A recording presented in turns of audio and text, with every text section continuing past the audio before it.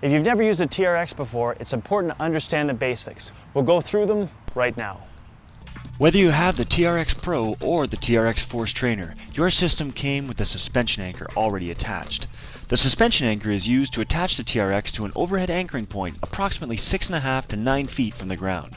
Make sure that this anchor is sturdy enough to support your body weight.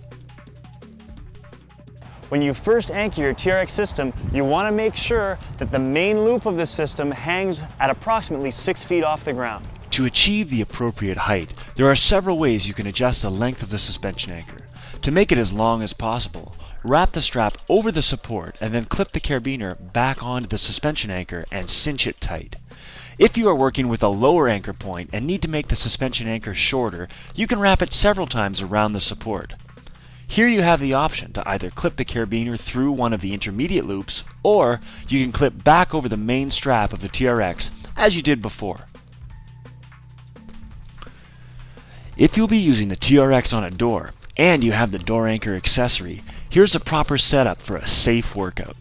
Remember, the TRX door anchor should only be used on solidly constructed doors that can support your entire body weight. Do not use this anchoring option on sliding doors, glass doors, or lightweight closet doors. For standard height doors, you'll want to remove the suspension anchor completely from the system prior to attaching the door anchor.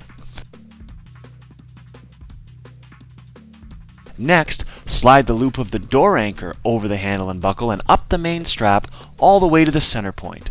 Now, your TRX is configured to use most doors as an anchor point. Before starting your workout, always put the doorknob warning placard on the other side of the door to prevent someone from opening the door while you are exercising. Using the door anchor on a door that opens away from you is the most secure setup, since you will be effectively pulling the door closed while you are loading the system. Make sure that the door is completely latched and to weight test the system to ensure a solid anchor before starting your training. If you have to work out on a door that opens towards you, toss the door anchor pillow over the top of the door and then slide it toward the hinges in the door jamb. This helps to eliminate the risk of flexing the door open and pulling the door anchor through the gap that could happen if the door anchor is positioned toward the doorknob side of the door.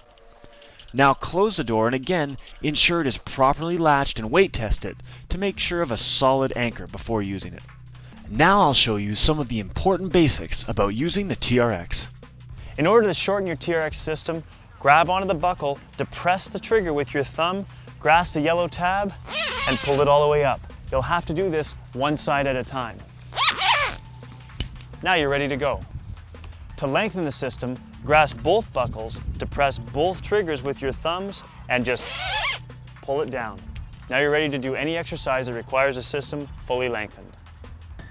One of the methods of progression with the TRX is called vector resistance. This is really the way of bringing your body into steeper or shallower angles to control resistance. For instance, in this back row, I can set myself up at a shallow angle, making this very, very, very simple. Or as I get steeper, the exercise gets harder and harder to perform as I get more body weight beyond my point of balance.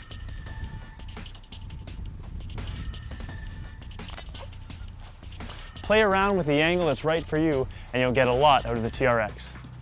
For some of the exercises on the TRX where you don't have as much strength, you'll need to tee your feet to make the exercises possible.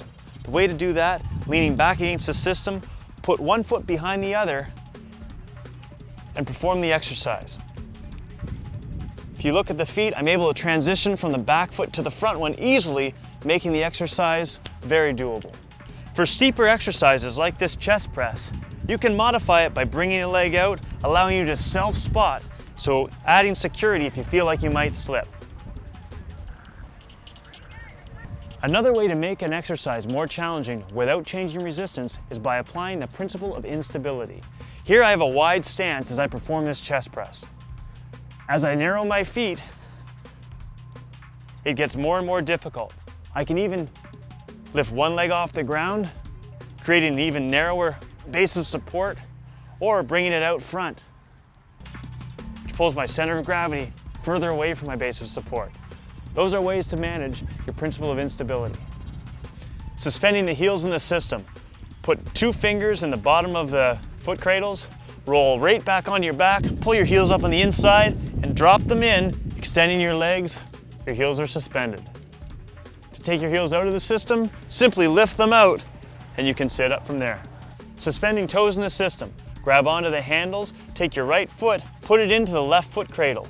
Crossing your left leg over your right, putting it into the right foot cradle and rolling in that direction, keeping your toes pointed, will put you in the right position.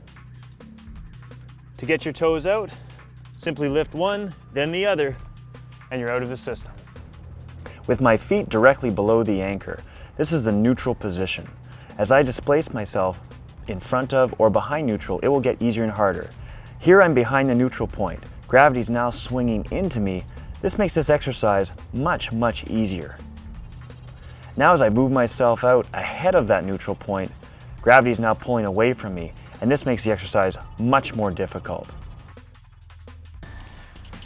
Configuring the system in the single handle mode. Putting the system in the single handle mode requires grabbing both handles, put one below the other, feed the lower handle through, switch hands, lower handle through again, and lock down with that last handle you fed through. Now it's in single handle mode and you're ready to go. A common mistake is to allow slack to develop in the system. As you're working through the motion, what you want to do is make sure that you've got tension on the system at all times. This will give you a better muscular workout. The TRX is not a pulley. It was never designed for a sine motion. If you're doing this, you're going to burn through your system.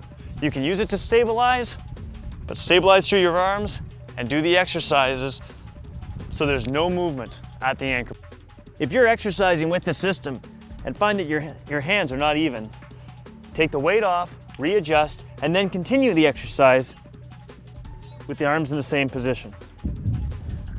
Remember never to adjust the system while it's under load.